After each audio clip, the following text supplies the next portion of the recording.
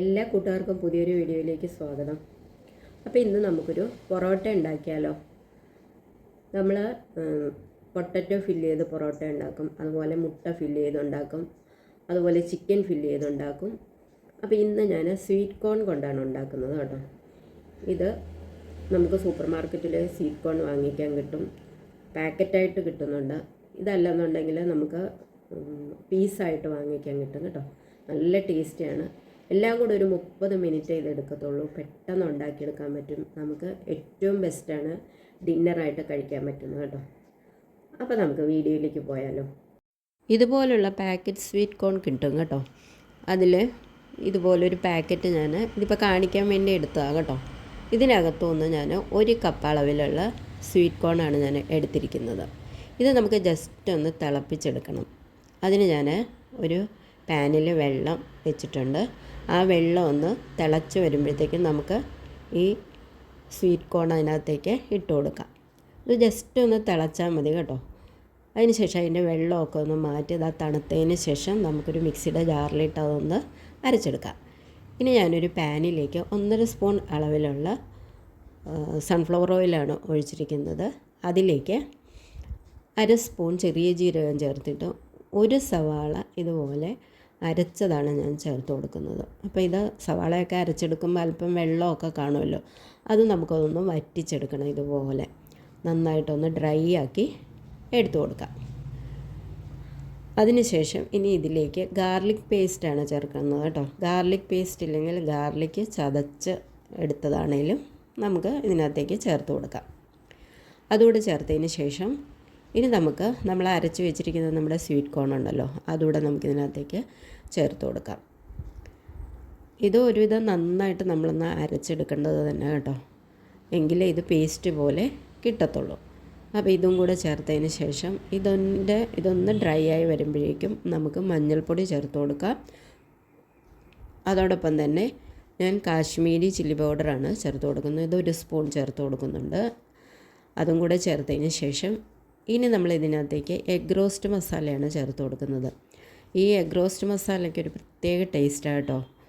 അപ്പോൾ അത് ചേർത്ത് കൊടുക്കാം. ഇതില്ലാന്നുണ്ടെങ്കിൽ നിങ്ങൾ ഗരം മസാലയോ ചിക്കൻ മസാലയോ ഒക്കെ ചേർക്കാം. ഇനി അതിലേക്ക് ചോപ്പ് ചെയ്ത് മല്ലിയില കൂടെ ചേർത്തതിന് ശേഷം ഈ മസാലയ്ക്ക് ആവശ്യത്തിനുള്ള ഉപ്പും കൂടെ ചേർത്തിട്ട് നമുക്ക് നന്നായിട്ടൊന്ന് ഇളക്കി കൊടുത്ത് ഒരല്പം നേരം ഒന്ന് ചൂടാക്കിയെടുക്കാം. അപ്പോഴത്തേനും ഈ മസാലയുടെ പച്ചമണമൊക്കെ മാറും. ഇനി ഇതിലേക്ക് ചേർത്ത് കൊടുക്കുന്ന 1/2 സ്പൂൺ അളവിലുള്ള നാരങ്ങാ നീരാണ് കേട്ടോ. അപ്പോൾ നാരങ്ങാ നീര് ഒഴിവാക്കരുത്, അതും കൂടെ ചേർക്കാൻ ശ്രമിക്കുക.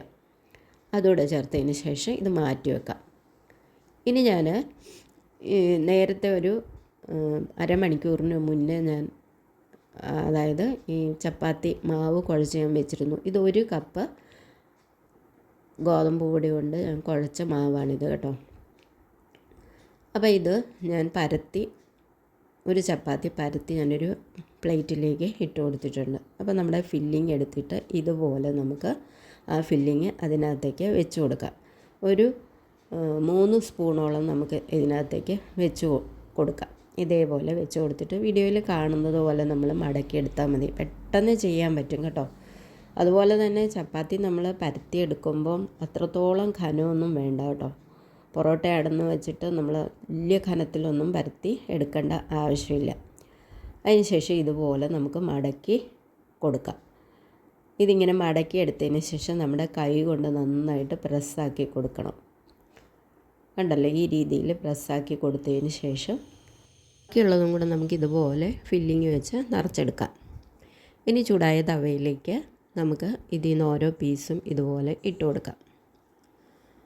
അപ്പോൾ ഇത് തീയിൽ വെച്ച് വേണം നമ്മളിത് ഫ്രൈ ചെയ്തെടുക്കാനായിട്ട്.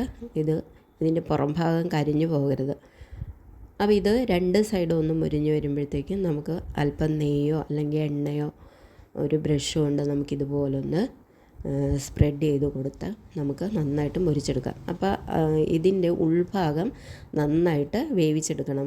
കാരണം എന്താണെന്ന് വെച്ചാൽ ഈ ചപ്പാത്തിയുടെ ഉൾഭാഗം നന്നായിട്ട് വെന്ത് കിട്ടണ്ടേ, അതിനാണ് അത് നന്നായിട്ട് മുരിച്ചെടുക്കണമെന്ന് പറയുന്നത്. ഇതേപോലെ നമുക്ക് മുരിച്ച് എടുത്തു കൊടുക്കാം. പെട്ടെന്നാകും കേട്ടോ. ഞാൻ പറഞ്ഞില്ലേ നേരത്തെ തന്നെ ഒരു 30 മിനിറ്റ് എടുക്കത്തുള്ളൂ ഇത് എല്ലാം കൂടെ. അങ്ങനെ ഞാൻ ഇത് എല്ലാം ഇതുപോലെ ഞാൻ ഉണ്ടാക്കിയെടുത്തിട്ടുണ്ട്. കണ്ടല്ലോ, ഇതിനകത്ത് അധികം എണ്ണയൊന്നും ഞാൻ ചേർത്തിട്ടില്ല, വളരെ എളുപ്പത്തിലുണ്ടാക്കുക. അപ്പോൾ കൂട്ടുകാർക്ക് വീഡിയോ ഒക്കെ ഇഷ്ടമായെങ്കിൽ എല്ലാവരും ഒന്ന് ലൈക്കും സബ്സ്ക്രൈബും ചെയ്ത് സപ്പോർട്ട് ചെയ്യണം. അതുപോലെ തന്നെ എല്ലാവരും ഇതൊന്ന് ഉണ്ടാക്കി നോക്കണം കേട്ടോ. സൂപ്പറാണ് കേട്ടോ.